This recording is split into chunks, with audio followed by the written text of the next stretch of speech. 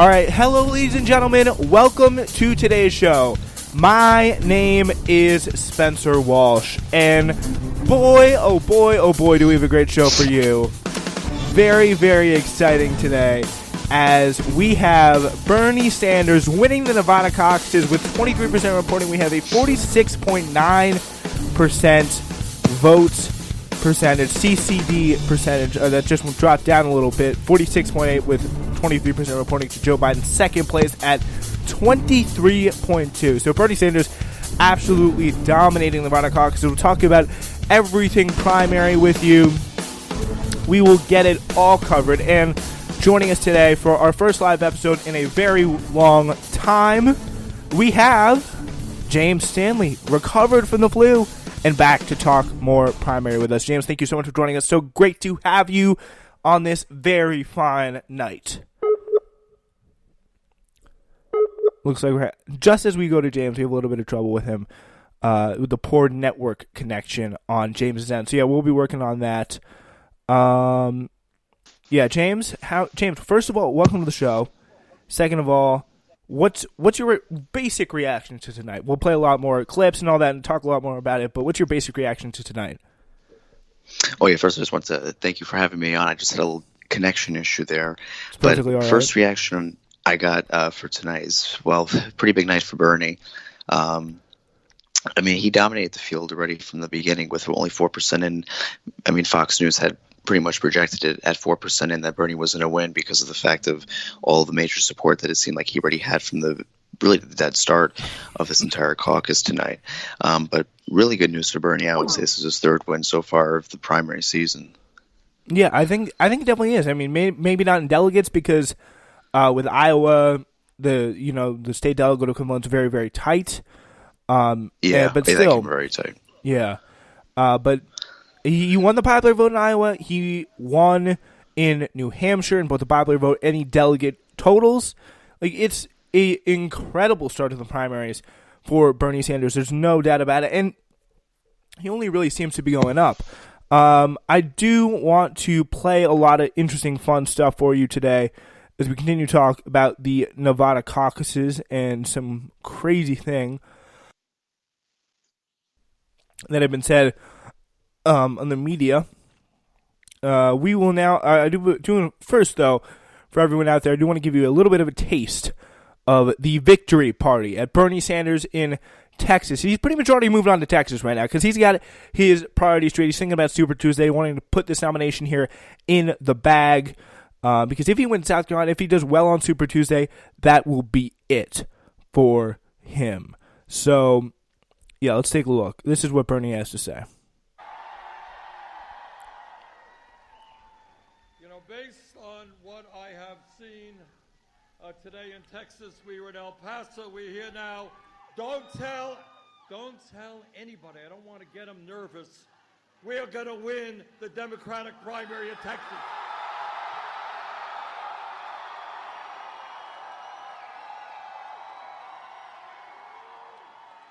And you know, this is also important. The president gets very, very upset easily. So don't tell him that we're going to beat him here in Texas.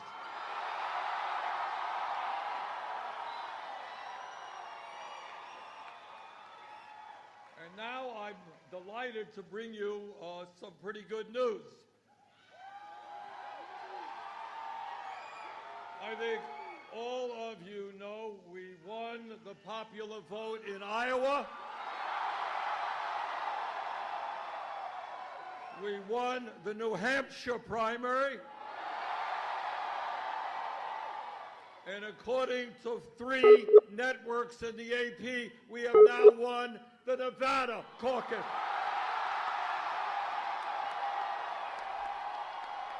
Yeah, so there you have it there. Bernie Sanders triumphant after winning the Nevada Caucuses in a big way here as we will work on and continue dealing with some of the connection issues on James's end there. As well, yeah, James now back with us is, pretty much, I mean, he's feeling very, very confident. And where do you think, do you think you're going to see the momentum here go in a direction where Bernie Sanders could possibly win a state like South Carolina, something that seemed to be impossible for him to win like a month ago? I think that it's going to really come down to how much minority support he has. It seems like Nevada, he did pretty good in Nevada, comparing him to what polls were showing, which was going to be supposedly a more close race between him and Biden. I think really what matters is, right now Bernie is doing not too bad in the black community. This is all according to polls. I actually haven't really been looking at too many polls for South Carolina, so I think things might have changed like they did in Nevada recently with the polls. But from what I saw not too long ago is that it was a pretty close race. It seemed like Biden was in the lead. But I wouldn't really be too shocked if that race definitely gets a little bit closer than it does, because it seems like people's opinions on Bernie definitely changed over the past couple debates. After the post debates, he started to get better. His momentum started to build up. But I also feel like that was just how the polls looked. I feel like he always had a lot of people behind him. I'm not a Bernie supporter. I just noticed from what I've noticed before in the past, he really had a exponential growth ever since 2016. People may disagree with me here, but that's kind of what I've seen, at least. Mm-hmm. I saw Bernie go from someone who was more of a pretty big threat, but not a threat big enough. This is 2016 now, not a threat big enough to win. But now in 2020, I could definitely see him as someone who could definitely win because of the amount of support he's garnered over the past 4 years. And that's really where I can see the exponential growth. But the other thing we also have to look at is in this race is he's really the only true progressive. People debate Warren as being the second one, but the fact of the matter is, she has a lot of the young people for her, not as nearly as much as Bernie, for example, but she's not really having a big firestorm like him. She did fourth tonight.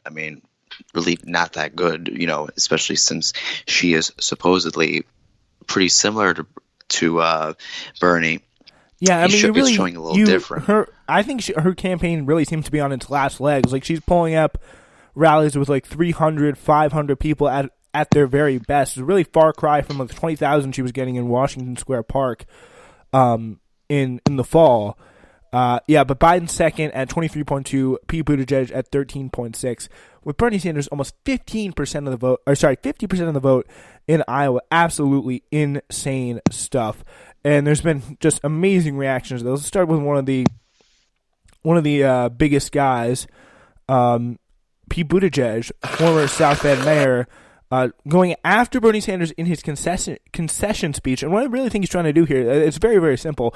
He's trying to say to all his establishment donor friends, he's saying, look, guys, it's me. Like, you gotta go. You gotta really start to pick with me. We saw Mike Bloomberg in the debate. He looked absolutely awful. I think we can all agree. He's not going to be the one to beat Bernie Sanders.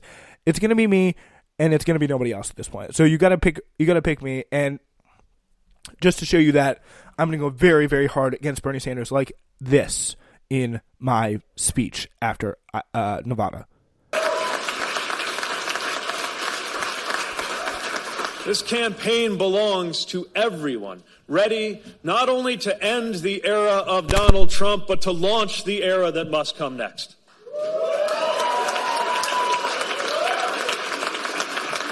Now, that bright, bright future lies before us, but it is far from certain. It will come only if we get this nomination right. And so we are moving on from the battle-born state with a battle on our hands. I congratulate my competitors on a vigorous campaign here in Nevada. And I congratulate Senator Sanders on a strong showing today, knowing that we celebrate many of the same ideals. But before we rush to nominate Senator Sanders in our one shot to take on this president, let us take a sober look at what is at stake for our party, for our values, and for those with the most to lose. There is so much on the line. And one thing we know for sure is that we absolutely must defeat Donald Trump and everything that he represents in November.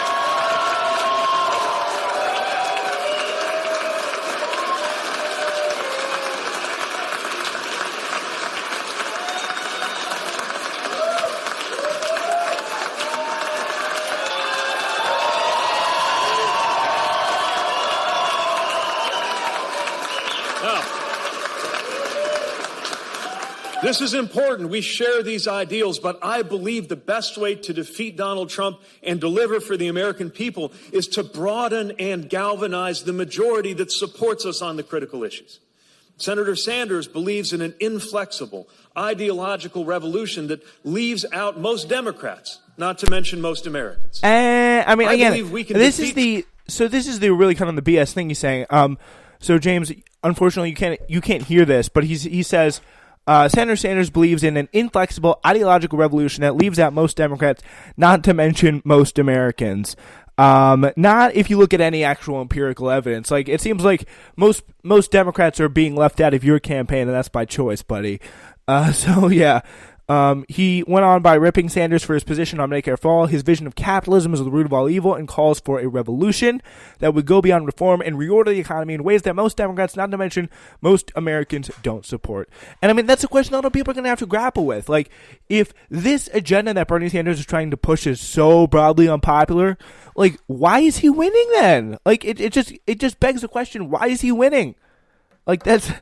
People are going to start after reckoning. Maybe it's because they're all wrong and they have their heads so far up their asses. What do you say about that?